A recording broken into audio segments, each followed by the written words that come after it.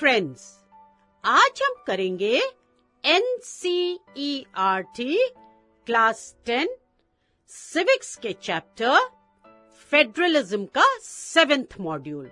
पिछले मॉड्यूल में हमने पढ़ा था कि what makes India a federal country, मतलब इंडिया को कौन से फीचर्स एक फेडरल कंट्री बनाते हैं। और इस मॉड्यूल में हम पढ़ेंगे कि इंडिया फेडरलिज्म को प्रैक्टिस कैसे करती है। How is federalism practised in India. Federalism की सक्सेस के पीछे कॉन्स्टिट्यूशनल प्रोविजंस के साथ साथ इंडिया की डेमोक्रेटिक पॉलिटिक्स का भी कंट्रीब्यूशन रहा है। डेमोक्रेसी ने फेडरलिज्म के फीचर्स, डाइवर्सिटी के लिए रिस्पेक्ट और साथ रहने की इच्छा को shared ideals of our country बनाए हैं। फेडरलिज्म की सक्सेस इस बात पर डिपेंड करती है कि किसी भी कंट्री का फेडरल पॉलिटिक्स कैसा है, मतलब वहां की फेडरल गवर्नमेंट किस तरह से वहां की डाइवर्सिटी को अकोमोडेट करती है। कोई चैलेंजेस आते हैं तो कैसे उन्हें टैकल करती है। जैसे इंडिया ने फेडरलिज्म अडॉप्ट कर लिया है, हमारे कॉन्स्टिट्यूशन में इसके लिए प्रोविजंस भी बनाए गए हैं। सिर्फ ये ही एक कंट्री को फेडरल कंट्री नहीं बनाते हैं। अगर सच में फेडरलिज्म को कंट्री में सक्सेसफुल बनाना है तो कंडीशंस के अकॉर्डिंग एडजस्टमेंट्स करनी पड़ती है, अलग अलग चेंजेस लाने पड़ते हैं। एट टाइम्स फेडरल प्रिंसिपल से आगे बढ़कर कुछ स्टेप्स लेने पड़ते हैं। तो चलिए अब समझते हैं कि वो कौन से 3 पिलर्स हैं, 3 सब्जेक्ट्स हैं जिन पर हमारा फेडरल जो स्ट्रक्चर है वो खड़ा हुआ है।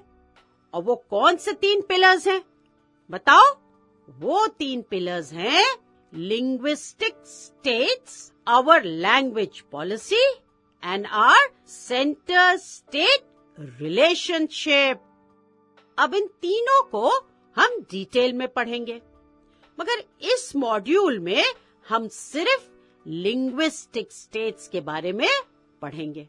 अब जो लिंग्विस्टिक स्टेट्स हैं evolved over a period of time, मतलब जो स्टेट्स हैं लिंग्विस्टिक स्टेट्स धीरे धीरे इवॉल्व हुए हैं, बने हैं, बढ़े हैं। 1947 में कई ओल्ड स्टेट्स की बाउंड्रीज चेंज करी गई टू फॉर्म न्यू स्टेट्स, और ये चलता रहा फ्रॉम 1947 टू 2019। तो linguistic states are a creation of states on the basis of language, मतलब वो सभी लोग जो सेम लैंग्वेज बोलते हैं वो एक स्टेट में साथ रहते हैं। एग्जाम्पल, जैसे कि जो तेलुगु बोलने वाले लोग हैं उनका अलग स्टेट बना दिया गया, जैसे आंध्र प्रदेश। ऐसे ही जो मराठी बोलते हैं उनके लिए हुआ महाराष्ट्र, मलयालम बोलने वाले लोगों के लिए केरला। तो इसी तरह से लैंग्वेज के बेसिस पर स्टेट्स बनाए गए हैं। अब यहाँ पे ये इम्पोर्टेंट है कि हम मेंशन करें कि लैंग्वेज एक इम्पोर्टेंट क्राइटेरिया तो था ही स्टेट्स बनाने के लिए, मगर ये अकेला क्राइटेरिया नहीं था। कुछ स्टेट्स बनाते टाइम ज्योग्राफिकल क्लोजनेस भी देखी गई थी, और उसके बाद डिस्टिंक्टिव कल्चर के बेसिस पर स्टेट्स फॉर्म हुए। अब इसके एग्जाम्पल्स क्या हैं? एग्जाम्पल्स हैं जैसे नागालैंड, झारखंड, उत्तराखंड, ये सब स्टेट्स फॉर्म हुए। पर स्टेट्स तो बने on the basis of language. तो स्टेट्स के बनने पर लीडर्स ने ये एक्सपीरियंस गेन किया कि एडमिनिस्ट्रेशन बहुत आसान हो गया है। साथ ही लिंग्विस्टिक स्टेट्स ने हमारी यूनिटी को बढ़ाया है।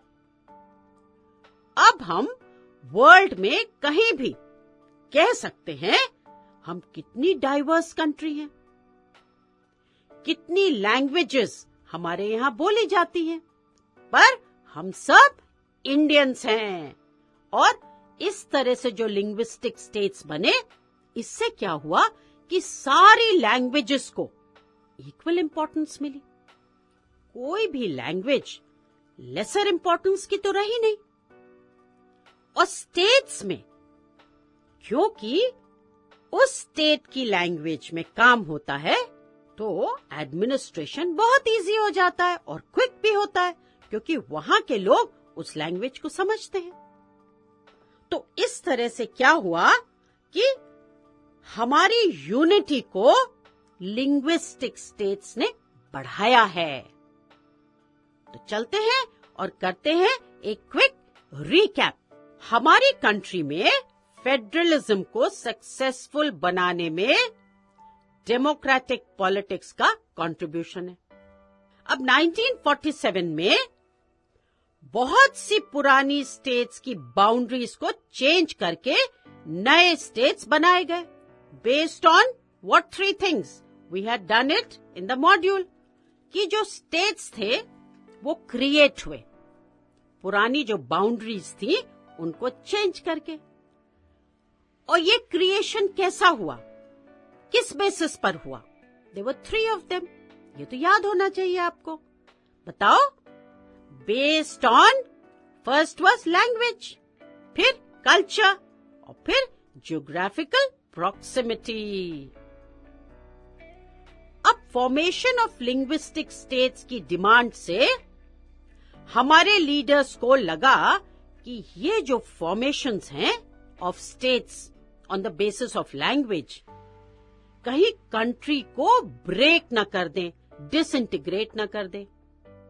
बट लिंग्विस्टिक स्टेट्स ने कंट्री को यूनाइट करके रखा हुआ है और साथ ही एडमिनिस्ट्रेशन भी आसान कर दिया है। Now let's do a quick revision. A successful federation depends on the democratic politics of the country. In 1947, the boundaries of several old states of India were changed in order to create new states, and this was done on the basis of language, on the basis of culture, on the basis of geographical proximity. This continued till 2019. When demand for the formation of linguistic states was raised, some national leaders feared that it would lead to the disintegration of the country. The formation of linguistic states has actually made the country more united. It has also made administration easier. तो अब यह module यही खत्म होता है और हमने इस मॉड्यूल के सारे इंपॉर्टेंट पॉइंट्स को बहुत अच्छे से समझा है और उनको रिवाइज भी करा है। तो अब इस मॉड्यूल पर बेस्ड कोई भी क्वेश्चन आप बहुत आसानी से आंसर कर सकते हैं। तो चलते हैं क्वेश्चंस की ओर।